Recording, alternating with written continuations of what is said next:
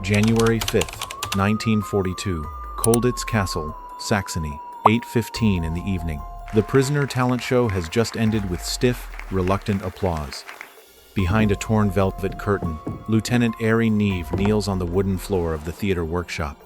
Beneath his feet is a roughly cut opening about 2 feet wide, carved with a homemade saw blade. The air smells thick with sweat and rotting wood. Above him, the boots of German guards move toward the main entrance as they begin the night shift. In 10 minutes, the entire theater will be locked from the outside. If they do not go down now, the plan will suffocate in darkness. Neave holds his breath. His heart pounds, too hard. He is not digging a tunnel into the earth. He is crawling straight into the tiger's den. Beneath this opening is the ceiling of the main guard station, where 12 armed guards are busy checking their weapons. Neave and Dutch officer Anthony Luton wear fake uniforms made from old blankets and stage dye. Inside Neave's pocket is a brass disc marked number 26, stolen from the paint shop, the only ticket across the line between life and death. Their goal is to walk through the main gate and salute the guards like real German officers. One small mistake in the color of the fabric or one suspicious glance from the checkpoint will turn them into targets in an instant. The Colditz security system is waiting for a single error. Will the handmade dye reflect under the harsh security lights and expose them as imposters? And what will happen if the brass disc marked number 26 has already been reported missing before they reach the main gate? May 1941, Colditz Castle. Lieutenant Airey Neave, 25 years old, walks across the stone bridge leading into Aflag 4C. The sound of iron chains echoes as the main gate slams shut behind him. This is not an ordinary prisoner of war camp. It is known as Sonderlager, a special prison reserved for escape addicts from across Hitler's battlefronts. Below runs the fast current of the Mulde River. Above rise sheer cliffs, nearly 250 feet high. Stone walls more than 6 feet thick surround every exit. The Germans believe this place is impossible to break. Hermann Göring has declared it a fortress with no escape, a perfect trap. The history of Colditz is filled with bodies and desperate attempts. Lieutenant Peter Allen was once sewn inside a straw mattress to sneak out, but he was captured again in total exhaustion. A French officer named Boulet once disguised himself as a woman, but a dropped wristwatch exposed his real identity right at the gate. The control system here relies not only on stone walls but also on psychological pressure. What prisoners begin to call the Colditz psychosis slowly eats away at the minds of men trapped too long inside tight spaces. The air is thick with suspicion. Guards are everywhere. Their eyes never leave the inner courtyard. Neave is not new to this survival game. Wounded at Calais in 1940, he had already escaped from Stalag 20A in Poland before the Gestapo captured him again near the Soviet border. 6 hours of brutal interrogation shaped him into a colder fighter. At Colditz, he spends hours studying the rhythm of the guards. He counts every step of the patrols on the fortress walls. He records the moments when searchlights sweep across the blind spots. Every mechanical detail is coded into a map inside his head. One mistake means death. Neave understands that clearly. He waits. August 28, 1941, 9 in the evening. Neave makes his first attempt. He wears a fake German corporal uniform, dyed with paint taken from the camp theater. He walks toward the main gate with the confidence of a man who belongs there. But when the powerful security spotlight sweeps across him, disaster strikes. The handmade dye reflects the light and flashes a bright green shade, completely different from the gray-blue of a real uniform. The guard stops. A mocking grin spreads across his face. Neave is captured instantly. A humiliating failure. The punishment is 21 days of solitary confinement in a dark cell. Prison officer Paul Priam mocks him, saying, "Neave should be sent to the Eastern Front dressed like that."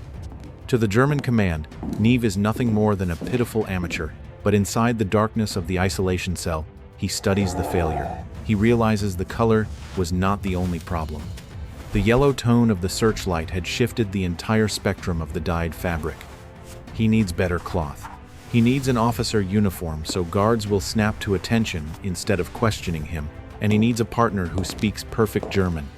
December 1941. Security at Colditz tightens more than ever after several tunnel attempts are discovered. Sound detection devices are installed beneath the stone floors to catch even the smallest noise. Surprise roll calls take place 4 times a day. Any space for escape seems completely erased. Neave begins approaching Anthony Luton, a Dutch officer with exceptional language skills. Together they start searching for a weakness in the structure of the Saal House, the prisoner theater building. This is the only place where guards lower their attention during performances. During one theater rehearsal, Neave notices something unusual beneath the stage floor, a wooden plank that is not nailed down tightly. He quietly pries it open and looks below. A dark, hollow space lies directly above the ceiling of the main guard station. A hidden passage leads toward the attic, where a staircase connects to the courtyard used by German troops. This is the blind spot in the fortress security system. If they can break through the theater floor, they will stand right in the heart of the enemy nest. The risk is enormous. One small sound falling through the opening could cause the guards below to open fire immediately. The clock is counting down. German painting crews are preparing to enter the castle for maintenance, which means identification disc control will soon become stricter. Neave and Luton begin building officer uniforms from old Dutch coats. They cast buttons from lead taken out of water pipes and sew fake holsters from floor-lining cloth. Pat Reed, an experienced escape officer, agrees to help coordinate distractions. The plan is ready, but the pressure weighs on every breath. A single change in the guard schedule tonight could destroy everything. They cannot turn back. Will the brass disc marked number 26 carry them through the final checkpoint, or become the evidence that exposes them? And what is waiting behind the attic door that leads straight into the German guard room? January 5th, 1942. 8:30 in the evening, Saal House Theater. The play has just ended in carefully staged chaos. Prisoners in the audience scatter loudly to cover the noise coming from beneath the stage. Neave lies flat and crawls into the narrow space between the wooden floor and the ceiling below. Luton stays close behind him. The space is so tight their ribs scrape against the rotting oak beams. The smell of dry dust and mold fills their lungs. Just 1 foot below this floor lies the main German guard station. A square opening about 2 feet wide has already been prepared. Neave pulls out a small hacksaw blade hidden inside the handle of a dagger. He begins cutting through the 2-inch thick wood. Every stroke of the saw is a gamble with sound. They are wearing 3 layers of clothing stacked on their bodies: underwear, British uniforms, fake German uniforms, and civilian coats underneath. Their bodies are swollen with fabric, moving slowly like heavy shapes. The weight of the clothes and the pressure of fear push Neave's heart rate up to 110 beats per minute. 9:10 in the evening. Fine wood dust fills Neave's lungs. He must hold his breath every time he hears boots striking the stone floor below. The distance between them and the enemy is only a thin layer of wood. Sweat begins running down his spine, blurring the dyed paint on the fake uniform. If the paint drips through the floor and falls into the eyes of a guard below, everything will be over. Neave's hands tremble with exhaustion, but he cannot stop. The time left to seal the hole after they pass through is shrinking fast. Suddenly, the hacksaw jams against a rusted nail. Neave grits his teeth as his muscles tighten. The physical strain reaches its peak. He cannot yank it free with force, because the screech of metal would cut through the floor. Luton gently touches his shoulder, a silent signal. Stop. Wait. Laughter rises clearly from the room below. The German guards are counting money after a poker hand. Neave closes his eyes and counts every second passing through the heavy darkness.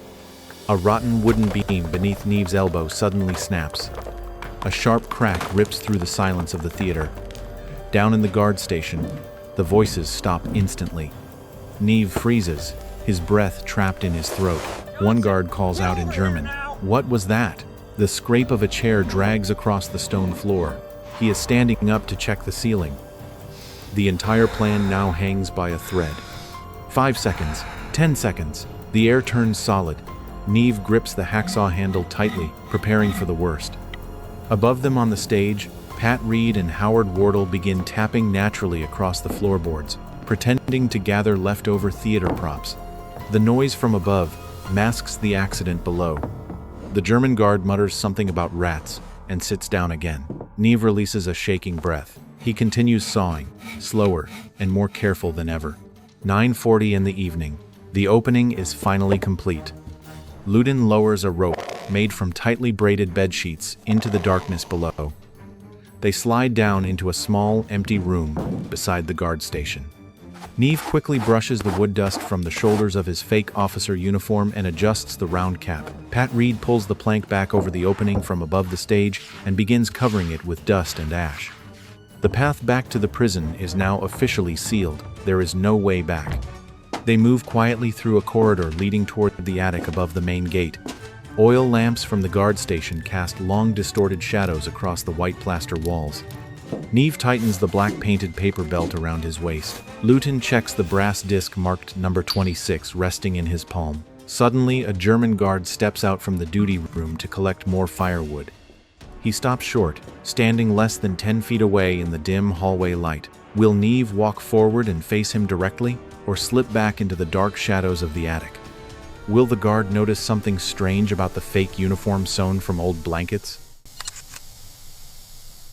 January 5th, 1942, 10:05 in the evening. The base of a spiral stone staircase leading into the German military courtyard. Neave and Lutain pause for a moment to straighten their fake uniforms. The officer coats made from Dutch blankets are heavy with melted snow and rain. Under the sweeping security searchlights, every flaw in the lead cast insignia could become a death sentence. Luton takes a deep breath, pushes open the heavy door, and steps directly into the light. The Colditz security system is operating at full alert. After the evening roll call, a guard stands about 15 feet away with a rifle resting on his shoulder. He snaps to attention, slams his boots together, and raises his hand in a formal military salute. Neave returns the salute with the cold expression of a Prussian officer. The muscles in his arm tighten. His heart pounds violently inside his chest, yet his footsteps remain steady across the 4-inch layer of snow. They pass the first guard post, then the second, moving toward the small wicket gate that leads to the moat. 10 minutes later, the castle park. Darkness swallows the two figures as they crawl beneath rows of frozen trees. The fake uniforms now become a burden that slows every movement. Neave tears off the damaged paper belt and the silver-painted wooden holster. They approach a stone wall more than 7 feet high. Luton helps Neave climb first, then Neave pulls his partner up. They sit silently on the edge of the wall, staring down into the 12-foot drop below, one jump into darkness. Neave lands on hard snow. Pain shoots through his ankle, but he cannot make a sound. They are outside. January 6th, 1942, 5 in the morning, Leisnig train station. About 9 miles from Colditz Castle, by road. Neave and Lutain now wear a new disguise, Dutch electrical workers assigned to the German labor program called Arbeitseinsatz. Their civilian clothes hang loosely and smell strongly of damp fabric. Neave feels like a strange creature emerging from a cave after 20 months of captivity. Sudden freedom creates a crushing psychological pressure. Every glance from German civilians on the platform feels like a blade cutting into their confidence. 7:15 in the morning, Leipzig station. The Reich railway system is a maze of secret police checkpoints. They must wait 12 hours for the next train heading south. To avoid attention, Neave decides to take Luton into a local movie theater. In the darkness of the cinema, surrounded by German propaganda films, the two escapees fall asleep from exhaustion. When he wakes, Neave realizes a new danger. They have already eaten half of their chocolate supply from the Red Cross parcels. The only energy source for their journey of nearly 400 miles is disappearing fast. 9 in the evening, the train toward Ulm begins to move. The entire third-class carriage is packed with soldiers on leave and the families of factory workers. Neave sits beside the window, gripping a small bag that contains silk maps and a compass hidden inside a coat button. He now faces an unexpected variable. An SS officer sitting across from them begins trying to start a conversation. Luton must rely on his flawless German to answer casual questions about factory work, while Neave pretends to sleep to hide his unmistakable English accent. The pressure inside the crowded carriage sends cold sweat running down their foreheads. January 7th, 1942. Ulm Station, a critical point in the plan. Neave walks to the ticket counter and asks for 2 tickets to Engen, a small village near the Swiss border. The middle-aged ticket clerk stares at him through the protective glass. Her eyes linger too long on his documents. She begins asking detailed questions about his work schedule. Lutin tries to explain, but suspicion spreads quickly. The woman leaves the counter and reaches for the telephone. 2 minutes later, railway police arrive. Neave and Lutin are escorted to the police office inside the station for questioning. A police commissioner begins checking their background with the local labor office. They are locked inside a room in the Arbeitseinsatz building on the 2nd floor, its window facing a narrow, dark alley. Neave looks at Lutin. They both understand that if the central office replies that no workers with their names exist, death will come within hours. The clock on the wall ticks with dry, heavy beats. How can Neave and Lutin escape from a building now surrounded by police? And will the secret of the tunnel beneath the Colditz theater stage be discovered before they manage to run for freedom once again? January 7th, 1942. Arbeitseinsatz Labor Office Building, Ulm, 11:30 at night.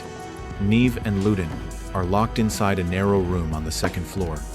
Outside in the hallway, the guard's baton strikes the wooden floor in steady rhythm. The police are contacting the central office to verify the identities of the Dutch electrical workers. Neave looks out the window. A drop of about 13 feet into a narrow alley covered with snow. Lutin nods. They have no time left. If the telephone rings, the truth about 2 escaped officers from Colditz will be exposed. Neave grips the freezing stone ledge. Then, he lets go. The landing on the hard snow sends a shock of pain through Neave's knees. Lutin jumps down immediately after him. They slip into the darkness between old houses, staying away from the dim, yellow street lamps. Danger appears quickly. A local patrol unit is checking travel passes at the end of the street. Neave pulls Lutin into a filthy recess along a wall. Their breath rises like smoke in the 10-degree below zero cold. Boots strike the cobblestones closer, too close. They must walk about 25 miles to reach Biberach before morning. The silk map hidden in Neave's coat becomes the only lifeline inside the heart of the Reich. 3 in the morning, open farmland outside Ulm. Snow is falling so heavily that visibility drops to less than 15 feet. Neave's military boots are soaked and beginning to freeze from the inside. Every step sends sharp pain shooting from the soles of his feet to his skull. They have only 2 chocolate bars left. Lutin begins showing signs of hypothermia, his steps uneven and his reactions slow. Neave grips his partner's arm and drags him through snow pits that reach up to their waists. Then a new sound echoes behind them. Dogs barking. Police tracking dogs may have been released. January 9th, 1942. Stockach Station. They have already passed Biberach, using a risky local train ride. Only a few miles remain before the border near Singen. Neave and Lutin slip into an abandoned garden shed to rest for a few hours. The cramped space reeks of fertilizer and rotting wood. Hunger gnaws so fiercely that Neave cannot sleep. He chews handfuls of snow to ease his thirst. Lutin curls on a broken wooden bench. Suddenly, a beam of light sweeps through the cracks of the shed wall. A group of border guards is searching the surrounding gardens. 2 in the morning on January 10th. Neave tries to stand but discovers a terrifying problem. His boots have frozen to the wooden floor of the shed. He cannot lift his feet. If he pulls too hard, the leather may tear apart. Lutin faces the same problem. Footsteps crunch through the snow outside the shed, less than 30 feet away. Neave bends down and breathes hot air onto the ice beneath his soles. Each second stretches into an eternity. The ice slowly melts, leaving a thin patch of water on the wooden boards. They crawl out through a hole behind the shed just as a guard opens the front door. Behind the shed, they find an old axe and a shovel in a small tool storage area. This becomes their final disguise. 2 local workers heading to an early shift. Neave carries the axe on his shoulder. Lutin grips the shovel. They walk calmly along the Singen-Gottmedingen road. Headlights from a police patrol car appear on the horizon. The vehicle moves closer. Neave does not turn his head. He keeps walking with an empty expression. The car slows as it passes them. The officer studies their dirty clothes and work tools. Then the engine roars and the car drives on. The Ramsen border area finally appears ahead. It is a narrow pocket of Swiss territory that pushes into German land. There are no walls and no clear barbed wire fences, only stone border markers buried under snow. But danger hides in snow-covered pits and concealed guards. Neave sees another police vehicle parked near the official checkpoint. They cannot cross the main road. Neave signals for Luden to turn into a field filled with deep snow holes. This is the breakthrough moment. They begin to run. Their exhausted legs suddenly find one last reserve of strength. Neave stumbles into a snow pit more than 6 feet deep. Snow pours into his collar and freezes along his spine. He scrambles back up without brushing it away, staring at the stone marker ahead. Luden runs beside him, breathing in harsh, broken gasps. A shout explodes from behind them. Halt! A warning shot cracks through the silent night. Neave does not stop. He throws himself across the invisible line on the ground. Their feet strike the paved road of Ramsen village. Neave and Luden collapse into the snow beside the road. They look at each other, unable to speak, only hot tears rolling down frozen cheeks. A Swiss cyclist stops and stares at the two strangers in torn clothing, faces marked with scars and snow. He asks gently in German, "Where have you come from?" Luden answers, with a trembling voice, "We are Allied officers who escaped from Colditz." The man smiles and points toward the Swiss police station. They have completed the home run. Even in victory, a shadow remains. Neave suddenly remembers the second pair of escapees, Hyde Thompson and Donkers, who left Colditz at the same time. At Ulm station, while Neave and Luden were being questioned, the other pair arrived at the same ticket counter. The suspicious ticket clerk had already called the police once. Neave looks back toward the German border where darkness still swallows the land. Their comrades may still be trapped there. The truth about their fate remains a mystery in this moment. What really happened to Hyde Thompson and Donkers at the Ulm station that night? And will Neave's long journey back to Britain through Vichy, France and Spain hide dangers even greater than Colditz itself? January 13th, 1942. Colditz Castle, 10 in the morning. Security officer Reinhold Eggers enters the Saalhaus Theater with a squad of soldiers carrying crowbars and iron hammers. The disappearance of 4 prisoners within 48 hours has turned the administration of Auflag 4C into a bitter embarrassment. A German sergeant kneels and pries open the wooden boards on the staircase leading to the stage. A square opening about 2 feet wide appears in the dim light. Beneath it lies the ceiling of the main guard station. Eggers stands frozen. He realizes that for an entire week his guards have slept, eaten, and played cards directly beneath the feet of the escapees. The supposedly unbreakable security system has been pierced at its very center. Afterward, every wooden plank inside the castle is reinforced with heavy nails, and a harsh order of widespread solitary punishment is issued. January 10th, 1942, the main gate of Colditz Castle. 2 officers, John Hyde Thompson and H.G. Donkers, are escorted back in complete exhaustion. They are the second pair who attempted the escape on the night of January 6th, only 24 hours after Neave. A fatal error occurred at Ulm station. They encountered the same ticket clerk who had already suspected Neave. The coincidence triggered the railway police alarm system the moment they stepped onto the platform. While Neave and Luden were crossing the Swiss border, their comrades were facing 3 weeks of solitary confinement in a dark cell. German records describe it as a victory for the security forces. But for the prisoners inside Colditz, it proved that the walls were no longer an absolute barrier. Hyde Thompson looks up at the castle clock tower. He knows that Neave has succeeded. April 1942, London. Airey Neave walks into Ruhl's restaurant in Covent Garden to have lunch with commanders of MI9. He is no longer prisoner number 676. He is now the man with the code name Saturday inside Section 9. Neave transforms his survival experience at Colditz into an industrial system of escape support.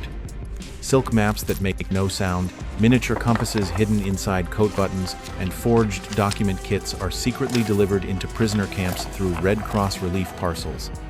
Neave personally coordinates the Comet and Pat O'Leary escape networks, secret routes that rescue more than 5,000 Allied airmen from German-occupied territory. His war has changed. It is no longer about saving himself. It is about saving an entire army trapped behind enemy lines. The fragments of chocolate and snow at Singen have now been replaced by intelligence operations of strategic scale. October 18, 1945, Nuremberg, Germany. Neave appears in the uniform of a British Army lieutenant colonel at the International War Crimes Tribunal. He is no longer standing in the darkness beneath a theater stage. He now stands beneath the bright lights of courtroom 600. Neave is assigned to read the indictment against Hermann Göring, Rudolf Hess, and the senior leaders of the Reich. He looks directly into the eyes of the men who once built the system of Auflag 4C and the Colditz Fortress. Justice is carried out through overwhelming evidence of crimes against humanity that he helped bring to light. For Neave, this moment marks the true ending of the escape that began on a January night in 1942. The man who once fled captivity now stands as an officer of the law, closing a dark chapter of human history at the place where it began. March 30th, 1979, 2:58 in the afternoon, the parking lot of the Palace of Westminster, London. An explosion tears through the silence at the center of British power. Airey Neave's car is destroyed by a magnetic bomb attached beneath the vehicle. The INLA claims responsibility for the shocking political assassination.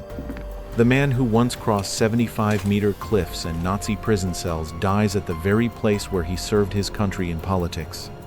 The assassination occurs only weeks before Margaret Thatcher, whom Neave served as a close advisor, becomes Prime Minister of Britain. His death leaves behind a troubling security record filled with questions about the protection of senior political figures. Neave's name once again appears on the front pages, not as an escape hero but as a victim of modern political violence.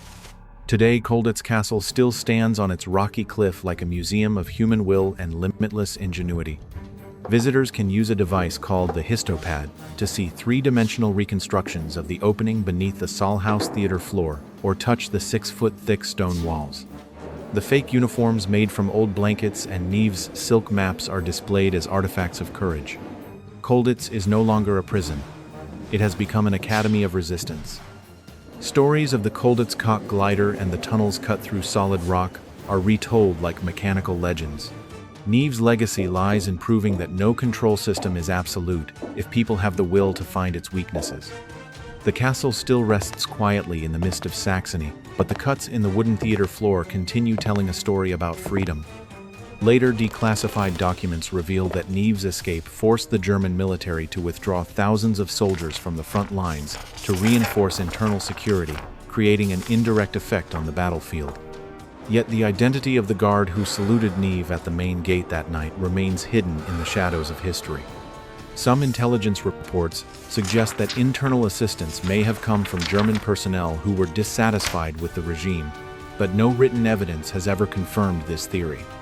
The full truth behind the 1979 assassination also remains surrounded by unresolved questions. The Colditz file of Airey Neave closes with a cold message.